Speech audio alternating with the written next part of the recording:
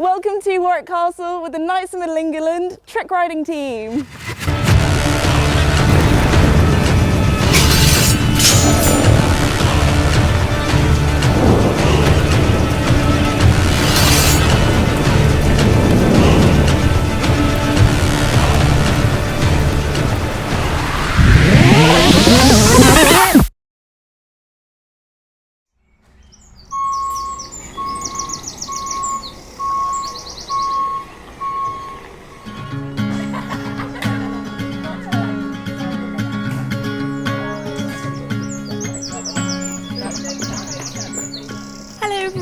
And welcome back to another video. So on this particular day I had a very early start and met the team at Warwick Castle, where it was time to unload the horses and lead them across the grounds. Now when I tell you this place is absolutely breathtaking, you know, what a commute to have in the morning.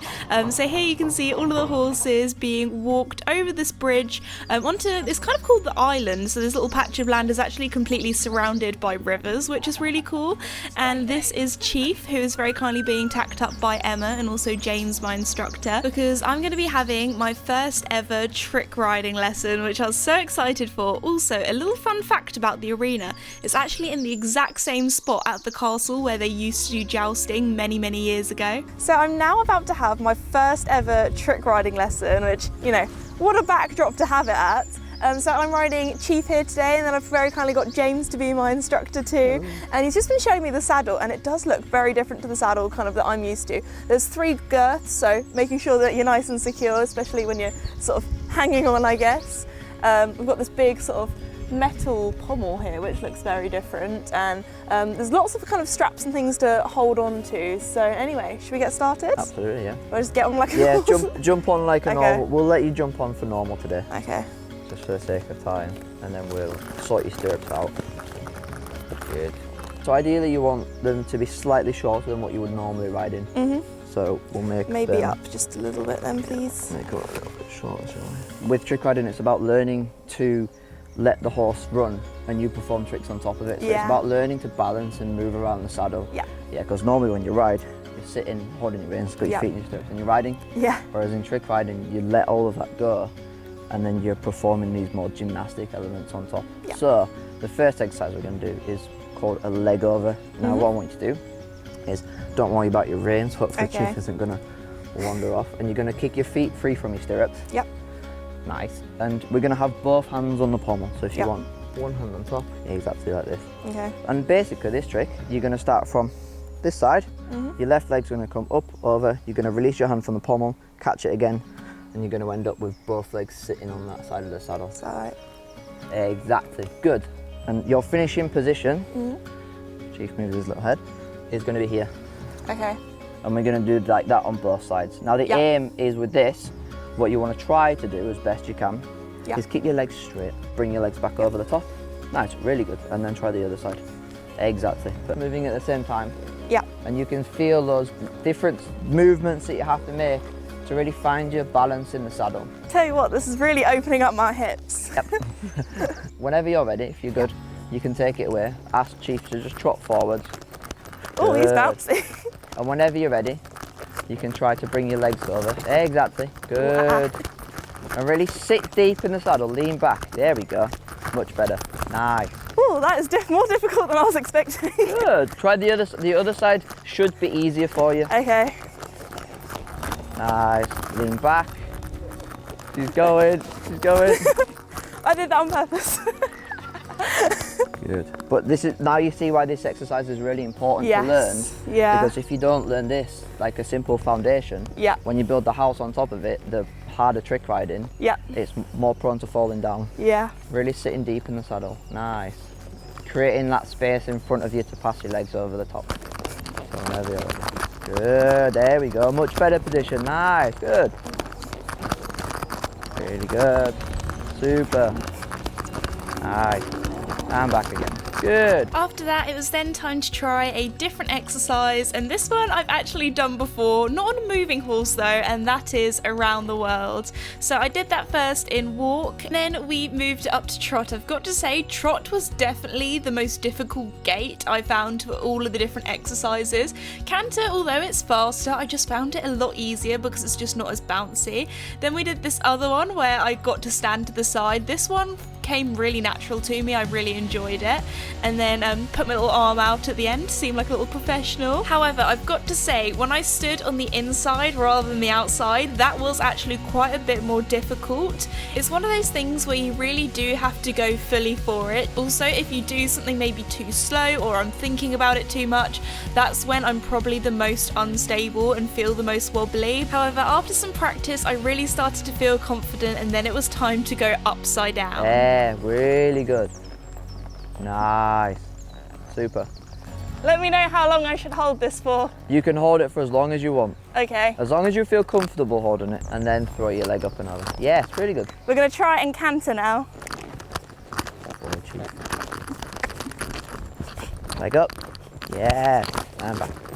Well done. Now this trick definitely looks the most scary, however I actually felt way more secure and way more comfortable compared to the first trick I learnt.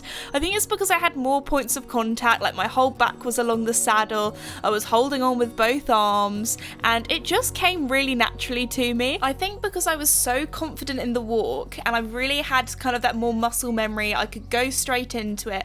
It's one of those things where you don't really think what you're doing, your body just kind of does it.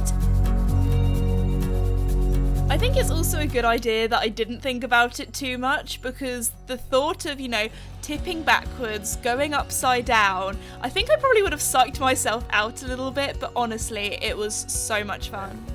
Oh my goodness, that was such an adrenaline rush. When we first did that one where I was hanging upside down, you're like, oh yeah, you might do it in canter. I was like, no way, that's going to be too tricky, but I can't believe I did it. Thank you so much for your excellent sort of teaching skills.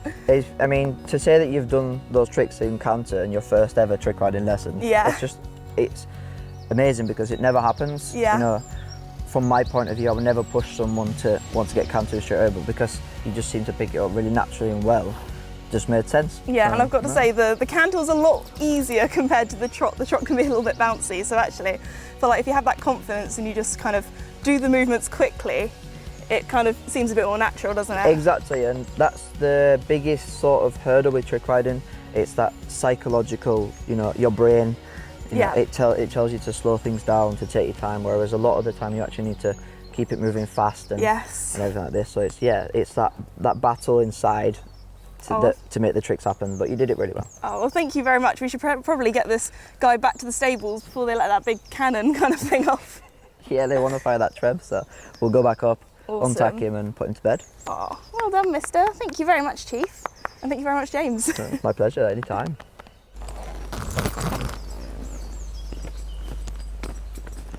So this is Catania.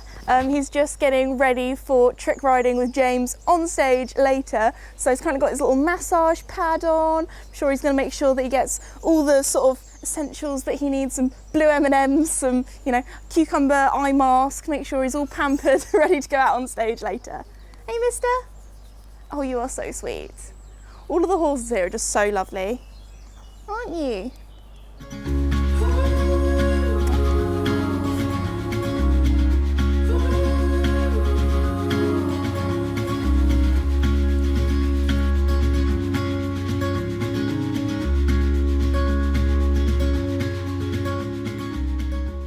So I thought I would show you a little bit of the behind the scenes before the show. It's called the War of the Roses show, and obviously there are a lot of horses. There are 7 horses in each show and there are 9 at the stables now. So this is sort of the base camp, the stables. There's also some sheds up there, which is kind of like, I guess, the clubhouse. So apparently there are some knights and performers that need to get ready into their armour, and I need to help them.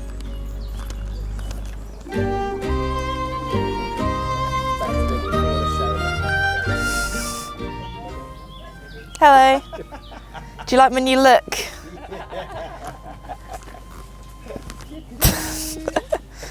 To be fair, I can see more than I was expecting. Okay. on the last hole that you can. So yes, today I was the squire getting everybody ready.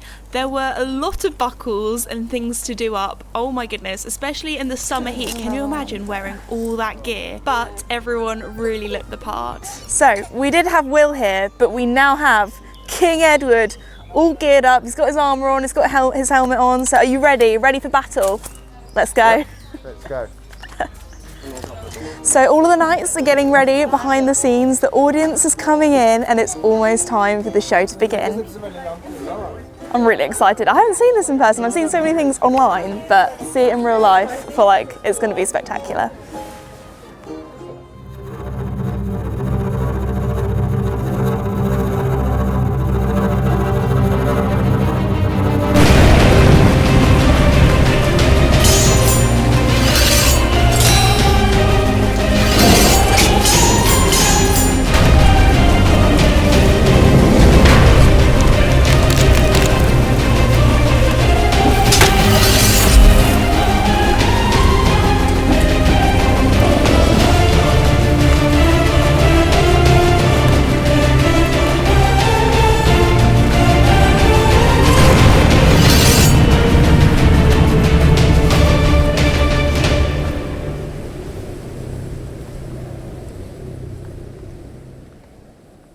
Oh my goodness, how spectacular was that? It's a fantastic show. I've actually watched it twice now. Just finished watching the second performance and it's good enough to watch twice, I tell you that. It was also really interesting seeing all the sort of disciplines and how they incorporated it into the show.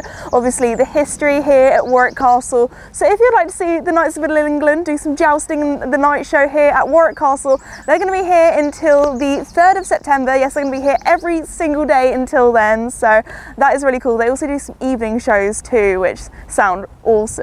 But anyway, I just want to say a huge thank you to the Knights of Middle England for having me here for the day and also teaching me trick riding this morning. That was so cool. I'd love to have another go at that because I feel like it's really addictive because it was such an adrenaline rush. I just wanted to kind of master all the different tricks. But anyway, I have got some more horses that I need to go and clean up after the show, give them a bath, get them all comfy, and then I think the next thing is take them home.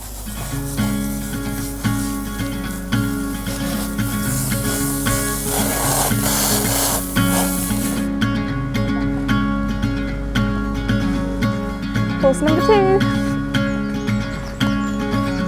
Stand.